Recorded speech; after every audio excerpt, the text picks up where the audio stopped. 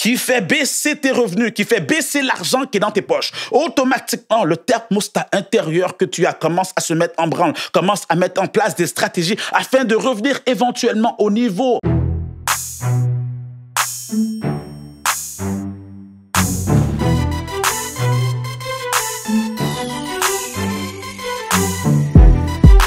Maxime Victor, l'entrepreneuriat sans filtre. Ta vie est le reflet de tes pensées. J'aime dire qu'il est beaucoup plus facile d'apprendre que de désapprendre. Lorsque tu désires aller au prochain niveau, tu n'as pas le choix d'enlever les mauvaises croyances qu'on t'a mis dans la tête. Telles que pour réussir, il te faut un diplôme, habiter dans tel pays, être de telle famille, être de telle couleur. Lorsque tu as fait ce travail, qui est très dur, d'enlever ces mauvaises croyances, tu dois remplacer le tout par de nouvelles informations. C'est ce qu'on appelle la croissance personnelle. Je suis passé par là lorsque j'ai commencé en business. J'avais 17 ans. Surtout dans l'environnement dans lequel que j'étais, qui était très néfaste. J'avais pas le choix de me développer. Au moment de mes débuts en business, j'étais également dans une clique, dans une gang. On était 10 gars. Personne ne voulait travailler, mais on voulait faire de l'argent rapidement et facilement. Alors, naturellement, on s'est lancé dans des activités illégales, en vendant de la drogue et autre chose, ce qui m'a apporté beaucoup de problèmes. Un jour, je me suis dit, c'est assez. Parce que si je continue, c'est soit que je finis en prison ou 6 pieds sous terre. J'ai dû faire ce travail d'enlever ces mauvaises croyances que j'avais. Que pour réussir, il faut absolument que je vende de la drogue, que je fasse des activités illégales ou autres. Et bien sûr, je devais m'éloigner de cette clique. Une fois que je me retrouvais seul, tous les jours, j'allais à la bibliothèque. Je lisais le même livre, La magie de voir grand. Ce livre m'a transformé. Il ne faut pas négliger la puissance de la lecture. Parfois, tu es à un livre de changer le cours de ta vie, à une page, à une information d'être transformé. Si tu recherches un bon livre, je te recommande le mien. 40 ans de prison ou 50 de travail forcé. Ce livre te donnera les fondements pour devenir un entrepreneur à succès. Alors, si la situation dans laquelle que tu te retrouves présentement ne te satisfait pas, les chiffres que tu vois dans ton compte de banque ou dans tes poches ne te plaisent pas, n'aie pas peur de recommencer à zéro. On dit que la folie, c'est de faire constamment la même chose en espérant qu'un jour, ça va changer. Tu dois faire quelque chose de différent si tu veux que ta vie change. S'il faut, change d'entourage. Bien sûr. Parce que si toi, tu vises l'excellence, tu vises le top, tu veux être sur la première marche du podium, alors que les gens autour de toi se contentent de la moyenne, tu ne pourras jamais évoluer en leur présence. Tu ne pourras jamais les convaincre de ta vision. Bien au contraire, c'est eux qui essaieront sans cesse de te ramener à leur niveau. Et c'est très dangereux pour toi. Ils vont te dire des phrases telles que « Tu en fais trop, calme-toi, relax ». Nombre de fois qu'on m'a dit « Maxime, toi, avec ton histoire d'excellence, je suis à peine arrivé 10 minutes en retard. Pourquoi tu te fâches? Tu exagères. » Ce n'est pas une question d'exagération. C'est une question de principe et de valeur. Exemple. À l'époque que j'allais en date, ou en rencard, si vous désirez, avec des filles, lorsque la fille arrivait en retard, vous pensez que j'attendais sagement qu'elle arrive? Non. Ciao, ciao, Mickey Mouse, je bouge. Si j'ai rendez-vous avec quelqu'un, la personne ne se présente pas parce qu'elle a oublié notre rendez-vous, c'est la dernière fois qu'on aura rendez-vous ensemble. Je deal avec des personnes qui respectent mon temps. Mon temps est extrêmement précieux. Beaucoup plus que l'argent, bien sûr. Je perds 100 000 $ aujourd'hui, je peux le revoir demain. Mais le temps que j'ai perdu, je ne pourrai jamais le revoir. Le passé, c'est l'histoire. Le futur est un mystère et le présent est un cadeau. Laisse-moi chérir de mon cadeau. Laisse-moi protéger ce cadeau. Tu es le reflet des 5 personnes les plus proches de toi. Choisis minutieusement tes amis. Si dès le jour 1, tu es incapable d'arriver à l'heure, tu n'es pas la personne avec qui je veux bâtir. Ceux qui se ressemblent s'assemblent et tu ne me ressembles pas. Ce n'est pas une question d'exagération, mais plutôt une question de principe et de valeur. Je sais qu'il y en a certaines qui vont pas nécessairement apprécier ce message. Tu n'es pas en business pour plaire à qui que ce soit. Si tu te lances en business et tu désires plaire aux gens, tu vas souffrir. Si tu te lances en business et tu as peur des critiques, tu vas souffrir. Si tu désires réussir en affaires, tu dois accepter d'être incompris. Si un jour on te dit que, parce que moi on me l'a dit souvent, si un jour on te dit que tu es extrémiste, prends-le comme un compliment. Tu n'es pas là pour les faire plaisir. Tu es là pour une mission. Ta mission, lorsque tu es en affaires, c'est de dominer ton marché. Parce que la compétition qui est à l'extérieur travaille jour et nuit pour te mettre en faillite. Tu ne peux baisser ta garde. Tu dois avoir ce mental de vainqueur, de faire ce que les autres ne veulent pas faire. Et c'est ce qui te permettra éventuellement d'atteindre la première marche du podium. Personnellement, dans tout ce que je fais, je vise toujours la première place. C'est pourquoi j'ai une admiration incroyable envers les athlètes, les Olympiens, les sacrifices qu'ils font, le travail acharné, les pleurs, les blessures. Tout ça lorsque personne ne voit. La seule chose qu'on voit, c'est les résultats à la télévision. Hein. Lorsqu'on voit la grosse médaille d'or à leur cou, il y en a même qui le mettent dans leurs dents. Mais tout ça, c'est le résultat, le travail hors projecteur, quand personne ne les voyait. Laisse-moi te dire, tu peux être dans n'importe quel secteur d'activité et devenir la référence. La seule chose qu'il te faut, c'est de travailler fort sur une base régulière. En d'autres termes, le travail et la constance est la clé du succès. Et pour ça, tu dois développer une mentalité de vainqueur. Tu dois mettre en place une routine quotidienne que j'appelle une routine de succès. Et en faisant cette routine, tu accumuleras des victoires qui boostera ta confiance. Peu importe comment je me sens, ou le pays où je me trouve, ou la température à l'extérieur. Depuis les 2 dernières décennies, tous les matins, je me rends dans un café, je fais ma lecture, je vais m'entraîner, je travaille sur ma croissance personnelle. Cela me booste.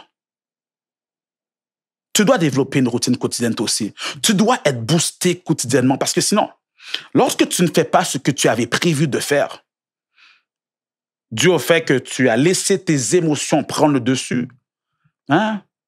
Bon, aujourd'hui, j'ai pas envie d'aller au gym parce que j'ai mal dormi. Je suis fatigué. Je vais travailler sur mon business demain parce qu'aujourd'hui, je me sens pas bien. Je vais annuler mon rendez-vous parce qu'il pleut à l'extérieur. Et j'ai mieux rester au lit, en train de regarder mes séries. Lorsque tu fais cela, tu accumules de petites défaites qui t'amèneront plus tard à douter de ta personne. Pourquoi? Parce que tu es incapable de respecter les promesses que tu te fais. Et ça peut être très néfaste pour ta vie. Si tu passes par ce moment, tu dois reprendre le contrôle rapidement et te parler sévèrement parce qu'il n'y a personne d'autre qui le fera pour toi. D'ailleurs, je te pose la question. Quel genre de discours que tu te racontes quotidiennement?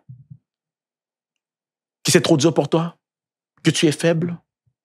Que tu es petit, gros, noir, jaune, malchanceux? Quel genre de discours que tu te racontes? Parce que ce que tu te dis, c'est exactement ce qui va se passer. Personnellement, lorsque je fais n'importe quoi, je me dis tout le temps que je suis le meilleur. You're the best, Max. Je me dis tout le temps que je suis le meilleur. Certains écouteront ça et diront, oui, mais c'est aussi facile à dire. Hein. Faut voir la réalité. J'ai beau me dire que je suis le meilleur ou quoi que ce soit, mais présentement, j'ai pas d'argent, je suis cassé, je suis pauvre. Ça dépend. D'ailleurs, il faut faire une nuance. Hein. Être cassé, c'est temporaire. Par contre, la pauvreté est un état d'esprit. Il y a des gens qui ont de l'argent et qui ont un état d'esprit pauvre. Tu les vois tout le temps en train d'accumuler des trucs. Hein, tu ne sais pas pourquoi. Tu vas chez eux parce que ces personnes-là t'évitent. Ils ouvrent leur frigo et tu vois, ils ont plein de restants de nourriture, des boîtes de restaurants. Tu ouvres la boîte, il y a un morceau de viande qui reste. Mais tu fais quoi avec ça? C'est quoi? Le jour qu'il va y avoir une crise économique, c'est ça que tu vas manger? Une mentalité pauvre. J'aime cette phrase que je répète souvent. C'est un mantra que je me suis donné à travers les années. Aspire au meilleur et prépare-toi au pire. Se préparer au pire, ce n'est pas d'entreposer des papiers de toilette chez toi. Je dis ça parce qu'au Canada, c'est exactement ce qui est arrivé lorsque le corona a frappé, le monde se sont rués dans les supermarchés pour aller acheter des papiers hygiéniques, des papiers de toilette. Je ne sais pas pourquoi, ne me posez pas la question. J'ai aucune idée du mode de pensée de ces gens. Lorsque je parle de te préparer au pire, c'est de développer tes compétences, tes skills de l'enrichissement. Ce qui sous-entend que si un jour tu passes à travers une crise quelconque, qu'un ouragan avale ta maison, ou sinon que tu passes à travers un divorce, le fait que tu as développé tes skills, tes compétences de l'enrichissement, tu pourras revenir éventuellement au niveau que tu étais. Chacun d'entre nous avons un thermostat financier à l'intérieur de soi. Tu sais comment fonctionne un thermostat, hein? Disons que tu mets le thermostat de chez toi à 20 degrés, hein? Tu mets la température à 20 degrés, parce que tu aimes ça, que ça soit frais en été, et quelqu'un ouvre la porte, il y a une bouffée de chaleur qui rentre chez toi, la température de la pièce augmente, automatiquement, le thermostat envoie un signal à la clim pour remettre le tout à 20 degrés. Le contraire aussi s'applique. Par exemple, ici au Québec, en hiver, il fait extrêmement froid. Disons que tu mets la température à 23 degrés. Quelqu'un ouvre la porte. Il y a un vent frais qui rentre dans la pièce, qui fait dégringoler la température. Automatiquement, le thermostat envoie un signal au chauffage pour remettre le tout à 23 degrés. C'est le même dans ta vie. Si tu passes par une période hivernale, il y a un vent frais, très froid même, qui rentre dans tes finances, qui fait baisser tes revenus, qui fait baisser l'argent qui est dans tes poches. Automatiquement, le thermostat intérieur que tu as commence à se mettre en branle, commence à mettre en place des stratégies afin de revenir éventuellement au niveau d'argent que tu avais l'habitude de faire.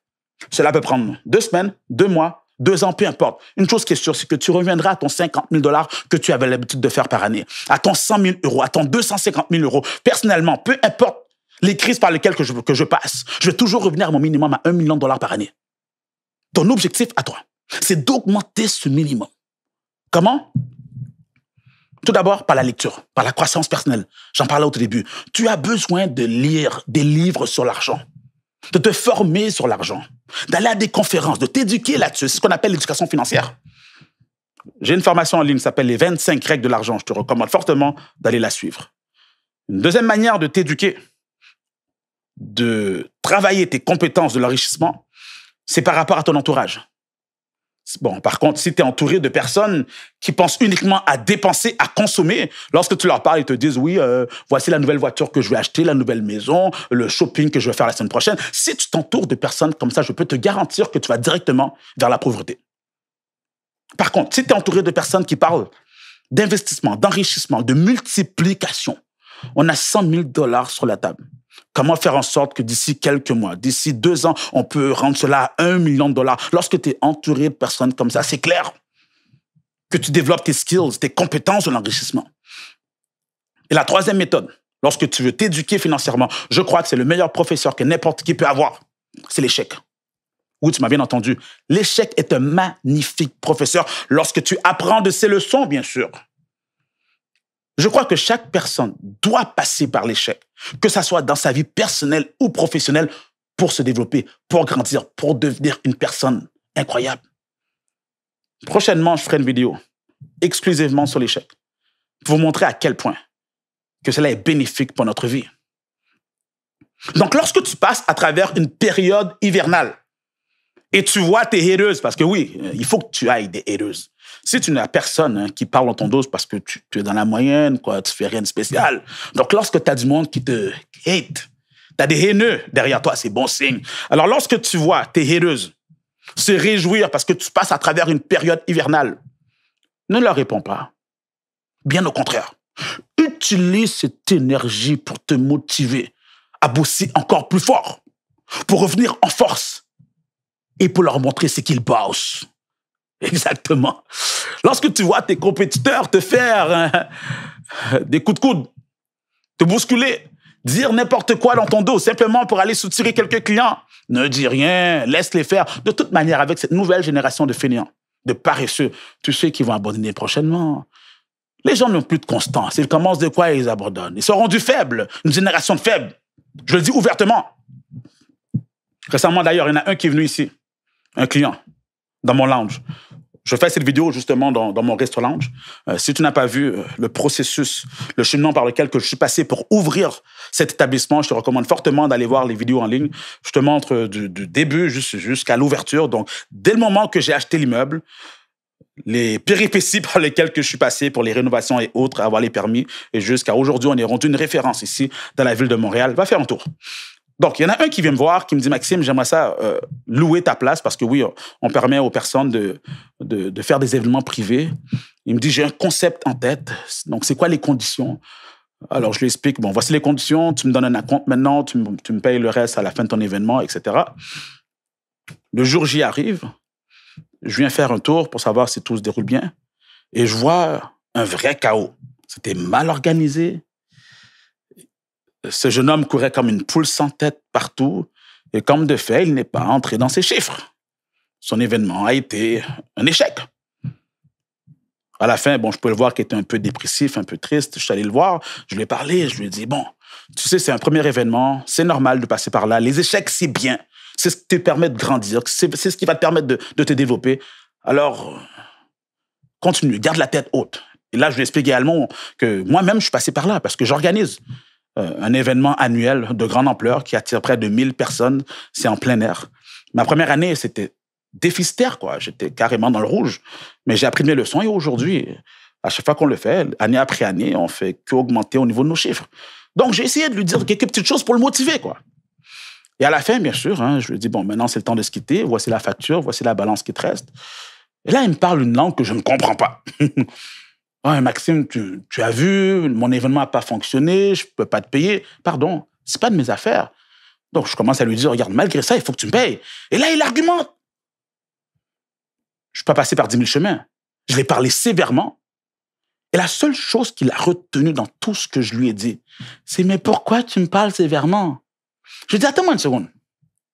Toi qui veux entrer dans le monde des affaires, tu veux te lancer en organisant des événements privés, et tu veux qu'on te flatte dans le sens du poil. Je lui dis clairement que le monde des affaires n'est pas fait pour toi. Et c'est ça le problème avec cette nouvelle génération de faibles, de fainéants. Ils veulent toujours qu'on les flatte dans le sens du poil. Il ne faut rien pour grandir, il ne faut rien pour apprendre, rien pour se développer. Tu leur poses la question, c'est quoi le dernier livre que tu as lu qui t'a permis de grandir? La réponse est aucun. Ils ne lisent pas, ils n'ont pas le temps. C'est ça qu'ils vont dire, j'ai pas le temps. Pourtant, ils ont le temps d'être sur les réseaux sociaux en faisant n'importe quoi. Tu vois la personne physiquement, elle ne t'inspire pas. Elle ne s'entraîne pas, elle n'est pas en bonne santé, elle mange n'importe quoi. C'est même pas des pectoraux qu'il a, c'est des seins. Et lorsque tu lui dis, mais enlève ce gras, va t'entraîner, fais quelque chose.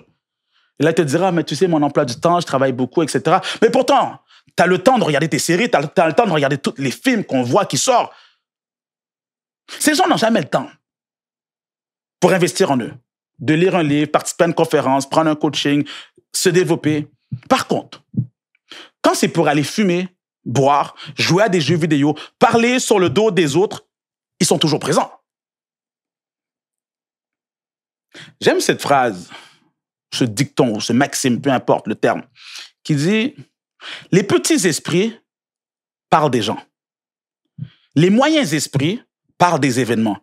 Et les grands esprits parlent de projets. » Si tu es entouré de personnes qui passent leur temps à parler sur les autres ou à parler du dernier match de basket ou de football qu'il y a eu la veille, tu ne pourras jamais évoluer en leur présence. Accepte de te faire critiquer par ces gens parce qu'ils ne comprennent pas ta vision. Ils ne comprennent pas la mission que tu es en train de poursuivre. Celle de développer ton plein potentiel qui te permettra éventuellement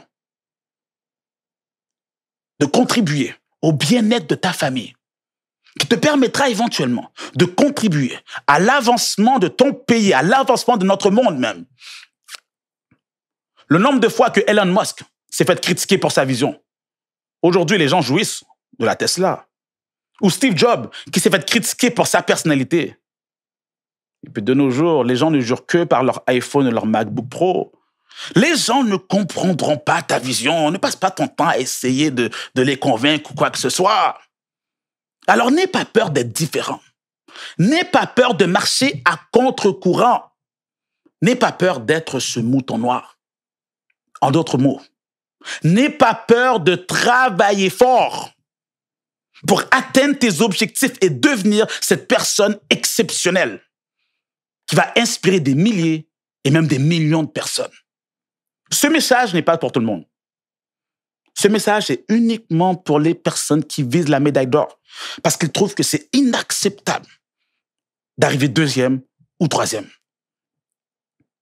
Pour finir, j'aimerais te dire, le miracle que tu recherches est dans le travail que tu refuses de faire, dans les tâches que tu repousses sans cesse. Alors décroche de ton écran et va conquérir ce monde. C'était Maxime Victor pour t'inspirer et te motiver à te surpasser.